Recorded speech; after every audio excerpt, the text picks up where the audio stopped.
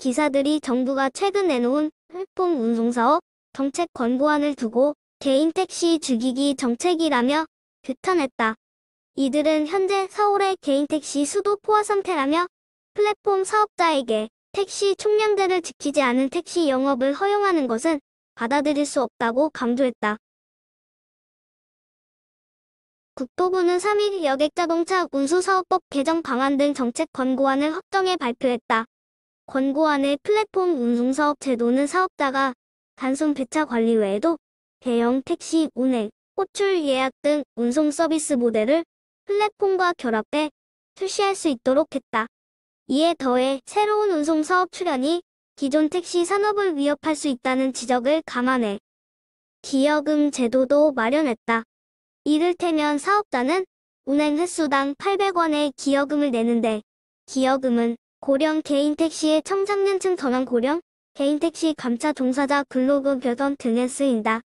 이사회는 조합은 모빌리티를 이용한 택시 서비스 혁신에 반대하는 것이 아니다라며 다만 플랫폼 운송도 결국 택시와 유사한 사업이므로 반드시 택시 총량 범위 내에서 이뤄져야 한다는 것이라고 설명했다. 서울 시민을 1000만 명으로 쳤을 때 적정 택시 대수는 5만 대로 계산된다며 그러나 현재 서울에는 7만 2천 대의 택시가 운행 중이어서 감차가 필요한 포화 상태라고 볼 수 있다.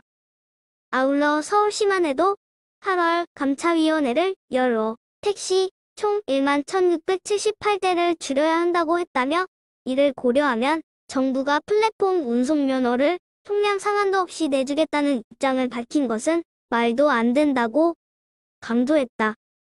또 권고안을 통해 택시 공짜 면허가 남발되는 것은 아닌지에 관한 우려가 크다며 그동안 불법으로 택시 영업을 해온 렌터카 업자에게 특별 수혜를 주겠다는 것으로 보인다고 덧붙였다. 기여금 또한 소규모 업체에게는 납부를 유예해주는데 향후 업체들이 난립할 수 있는 조건으로 보인다며 조합은 정부에게 플랫폼 운송사업도 택시 총량제를 지키도록 할 것, 소규모 업체 난립을 막기 위해 기여금 면제 제도를 없앨 것, 가나다, 부재 등 택시 규제부터 즉각 폐지할 것을 요구한다고 밝혔다. 이사회는 이러한 업계 입장이 반영되지 않을 경우 지난해 겪었던 택시업계의 대투쟁이 다시 일어날 수밖에 없음을 알린다며 정부는 더 이상 개인 택시업자들을 사지로 몰아넣지 않기를 바란다. 플랫폼 하위법령이 신문에 났는데요. 제가 저번에 영상을 한번 올리긴 했는데 거기에 대한 보충 설명을 좀 해보면 골자는 이겁니다. 총량제 없는 플랫폼 택시. 총량제가 없으면 어떻게 될까요? 참 세상이 참 코미디처럼 이상하게 흘러가고 있습니다. 기존에 현존하는 택시는 택시가 너무 포화 상태라서 감차를 해야 된다고 합니다. 그래서 개인 택시도 일부 감차를 했고 법인 택시도 일부 감차를 했는데 그 감차 비용을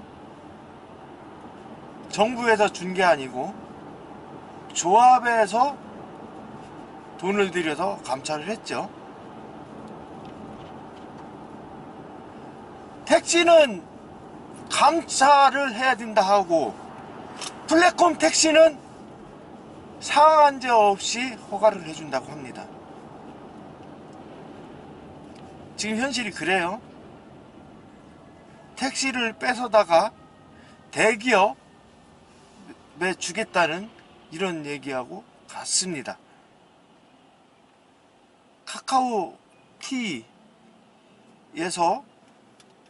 렌트카를 가지고 사업 안 한다는 법이 없어요. 카카오티에서 법인 택시 회사를 인수를 해서 택시 사업도 지금 시작하고 있지 않습니까? 렌트카에다가 황색 남바 저희 택시처럼 똑같은 남바를 달아주고 영업허가를 내준다고 합니다. 택시는 감차를 하고 플랫폼은 늘린다고 합니다.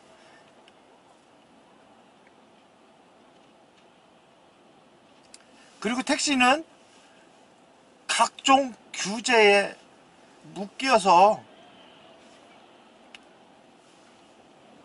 택시기사님들이 자유롭게 영업을 할 수가 없습니다.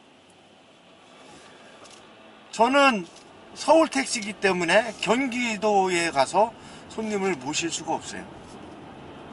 물론 기로 영업이라고 해서 5분 내에 손님을 태우고 오면은 인정해 준다고 하는데, 사실상 5분 내에 손님을 만나기는 하늘의 별따기입니다.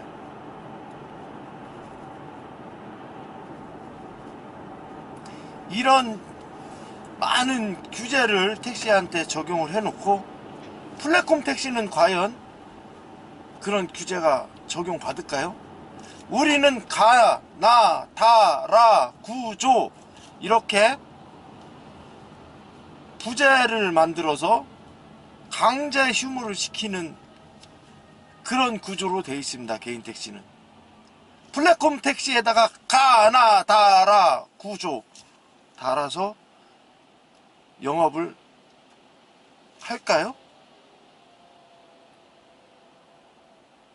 플랫폼 택시가 나오면 지역 경제가 있을까요?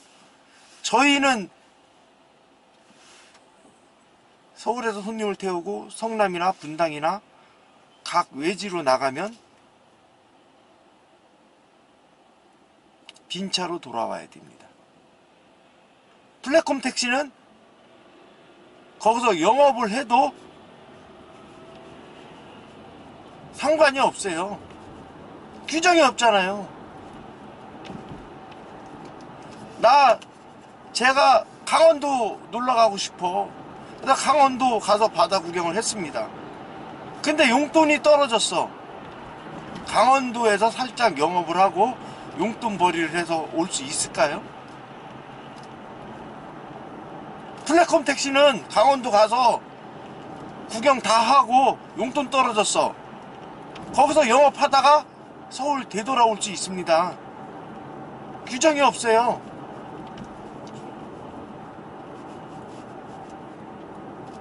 화물차 시장이 전국구를 무대로 영업을 하고 있습니다. 플랫폼 택시도 그런 상황으로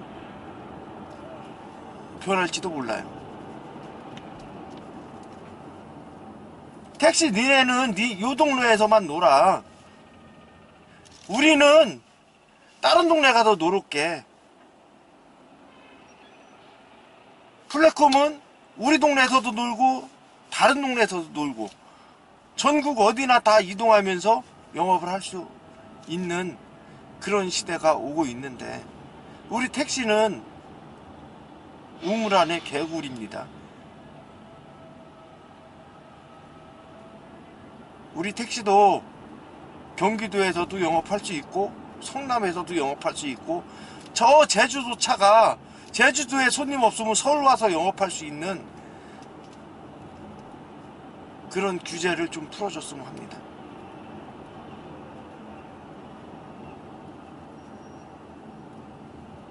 플랫폼 택시 뭐 기억은 800원 낸다고 하는데, 그 800원 진짜 큰 돈 아닙니다.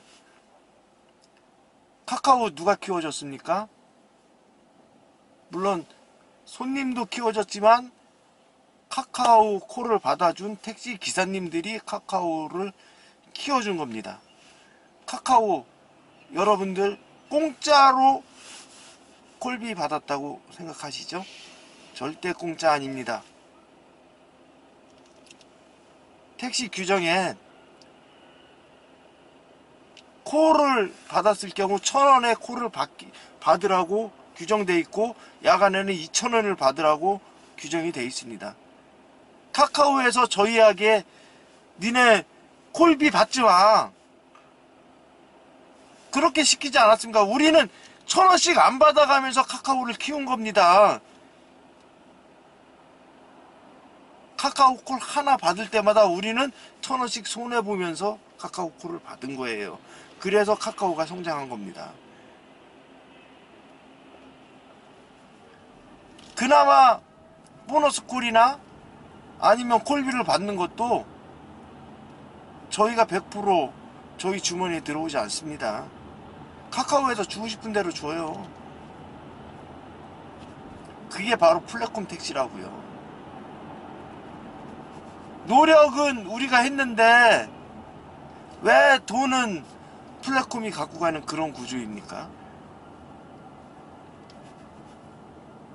택시는 니네 많으니까 감차해 그러는데, 플랫폼은 각종 택시 법규에 준하는 규제도 안 받고 만들어 주려고 합니까? 물론 허가제라고 그래서 나라에서 뭐 어느 정도 대수는 규제하겠죠. 포화 상태가 되면 차이가 아니다 싶다 하고 규제는 하겠지만, 지금 신규로 새로 나오는 건 상한선이 없기 때문에 뭐 정부 맘대로입니다. 시청 감사합니다. 여러분의 구독은 저에게 힘이 되고 있습니다. 전기차 택시입니다. 항상 건강하시고 안전 드라이브 하시길 바랍니다.